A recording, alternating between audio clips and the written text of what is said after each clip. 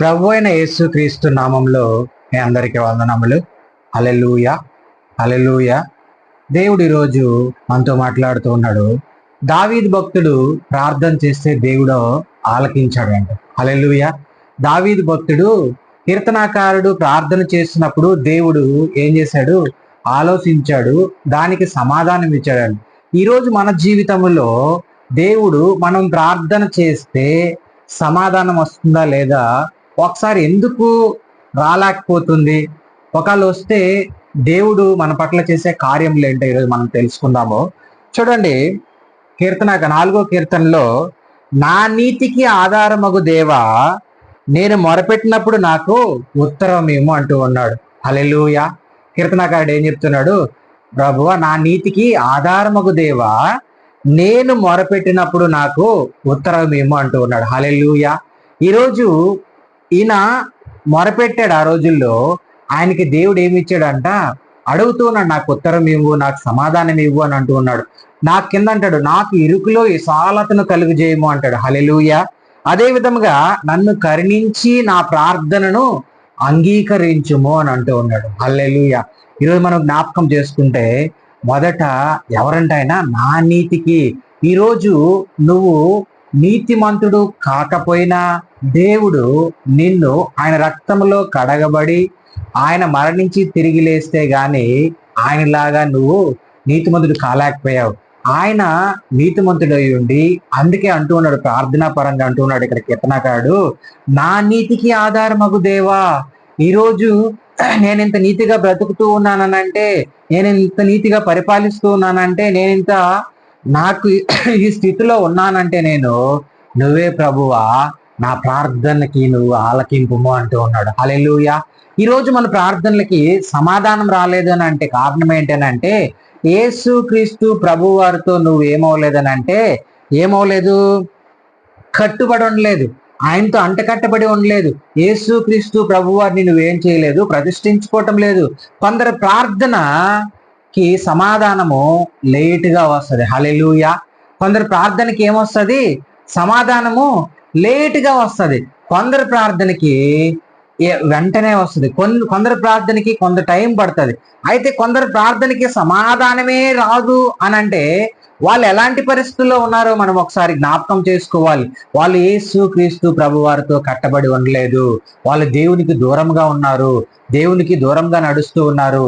వాళ్ళ పరిస్థితులన్నీ దేవునికి విరోధముగా ఉన్నాయి. అందుకే దేవుడు సమాధానం రావట్లేదు చాలా మంది జీవితాల్లో. వాళ్ళందరూ ఎలాంటి పరిస్థితి కలిగి ఉన్నారంటే అల్ప విశ్వాసం కలిగి ఉన్నారు. విశ్వాసం లేదు. విశ్వాసంతో దేవునికి ప్రార్థన చేస్తే ఖచ్చితంగా ఆయన ఏం చేస్తాడు? సమాధానం ఇస్తాడు. అదే విధముగా వాళ్ళ జీవితాల్లో ఇంకా వాళ్ళ వైవాహిక జీవితము కూడా, కుటుంబ జీవితము కూడా వాళ్ళలో సరిగా లేదు. అందుకనే వాళ్ళ జీవితాల్లో వాళ్ళ ప్రార్థన పరంగా వాళ్ళ జీవితాలు దేవునికి, వాళ్ళ ప్రార్థన దేవుని సన్నిధానమునకు అందడం లేదు. వాళ్ళ ప్రార్థనలో దేవుడు వినడం లేదు. చాలా మంది జీవితాల్లో వాళ్ళు ఏంటంటే దేవునితో నడవడం లేదు, దేవునితో అంటకట్టబడి ఉండడం లేదు. వాళ్ళ జీవితాలు అల్ప విశ్వాసం. ఏదన్నా జరిగితే, మంచి జరిగితే ఒకలాగా, జరగకపోతే ఇంకొకలాగా అని చెప్పేసి నేను ఎలా బ్రతకాలి, ఎలా పోషింపబడాలి, ఎలాగ నా జీవితము. శిష్యులు కూడా యేసుక్రీస్తు ప్రభు వారిని అడుగుతూ ఉంటారు, ఎలా ప్రభువా మేము ఎలా ముందుకు వెళ్ళాలన్నప్పుడు, అల్ప విశ్వాసులారా నాతో ఉన్నారు, నేను ఇన్ని చేస్తూ ఉన్నాను, మీకు ఎందుకు ఇంక దిగులెందుకు అని యేసుక్రీస్తు ప్రభు వారు అంటూ ఉన్నాడు. అయితే ఈరోజు మీతో మాట్లాడుతూ ఉన్నాడు, వీళ్ళు అల్ప విశ్వాసం ఉండొద్దు, యేసుక్రీస్తు ప్రభు వారిని ప్రతిష్ఠించుకోండి, యేసుక్రీస్తు ప్రభు వారిని నిజమైన రక్షకుడని తెలుసుకోండి. అదే విధముగా ఆయనకు నువ్వు ప్రార్థన చేస్తే ఖచ్చితంగా ఆయన సమాధానం ఇస్తాడు.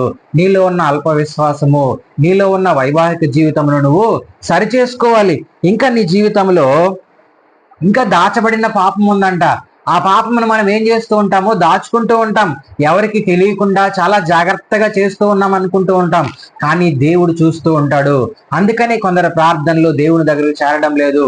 అందుకనే కొన్ని ప్రార్థనలకు దేవుడు సమాధానం ఇవ్వడం లేదు. దేవుడు సమాధానం ఇవ్వాలనంటే ఖచ్చితంగా నీ ప్రార్థన విశ్వాసంతో చేయాలి. నీలో ఉన్న అల్ప విశ్వాసం తీసివేయాలి. నీలో ఉన్న నీ వైవాహిక జీవితమును సమాధాన పరుచుకోవాలి. అదే విధముగా దాచబడిన పాపమును దేవుని దగ్గర ఒప్పుకోవాలి. నువ్వు ఎప్పుడైతే ఒప్పుకొని ప్రభువా ఇంక మీదట నేను నీ నీతిని అనుసరించే నడుస్తాను, పాపమునకు నాకు దూరంగా చేయంటే దేవుడు ఖచ్చితంగా నేను దూరంగా చేసి నడిపిస్తాడు. ఇంకా చూస్తే కపటమైన పెదవులు, ఈ పెదవులతో ఏంటై మాట్లాడుతూ ఉంటాం, గుంట నక్కలాగా అనేకమైన మాటలు మాట్లాడుతూ ఉంటాం. అనేకమైన మాటలతో కపటమైన పెదవులు, ఇందులో నుంచి నువ్వు మంచి మాటలే రావాలి, దైవికమైన మాటలే రావాలి, దైవికంగా దేవుణ్ణి నువ్వు మహింపరచాలి. నీ మాటలు చూడండి, దేవుని ఎరగని వారు మాట్లాడినట్టు, దేవుని ఎరగని వారు వేడుకున్నట్టు కాకుండా దేవుని ఎరిగిన వారుగా నీ ప్రార్థన ఇష్టపూర్వకముగా ఉండాలి దేవునికి. హల్లెలూయా. నువ్వు మొట్టమొదట ఎలాగంటే నీ ప్రార్థన దేవునికి వినబడాలనంటే, దేవుని దగ్గర నీ సమాధానం రావాలంటే, నీ జీవితంలో నువ్వేం చేయాలనంటే యేసును ప్రతిష్ఠించుకోవాలి. రెండో విషయం ఏంటంటే నీలో ఉన్న అల్ప విశ్వాసం తీసివేయాలి, విశ్వాసంతో ప్రార్థన చేయాలి. మూడో విషయం ఏంటంటే నీ వైవాహికమైన జీవితము, నీ జీవితమును సరిచేసుకోవాలి. నాలుగో విషయం ఏంటంటే దాచబడిన పాపమును దేవుని దగ్గర ఒప్పుకోవాలి. హల్లెలూయా. నువ్వు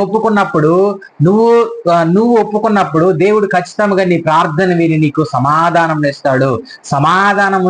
సమాధానమునకు అధిపతి అయిన దేవుడు నువ్వు కలిగి ఉన్నావు కాబట్టి ఖచ్చితంగా ఆయన సమాధానం ఇచ్చి నిన్ను ముందుకు నడిపిస్తాడు. కాబట్టి నువ్వు ఏం చేయాలంటే యేసు క్రీస్తు ప్రభు వారిని నువ్వు ప్రతిష్ఠించుకొని ముందుకు వెళ్తే నీ ప్రార్థనలను ఖచ్చితంగా ఆయన విని నీ ప్రార్థనలకి సమాధానం ఇస్తాడు. నీ జీవితంలో ఎంతవరకు ఏ లోటు అవుతుందో ఆ లోటును ఖచ్చితంగా ప్రార్థన ద్వారా నువ్వు జయించవచ్చు.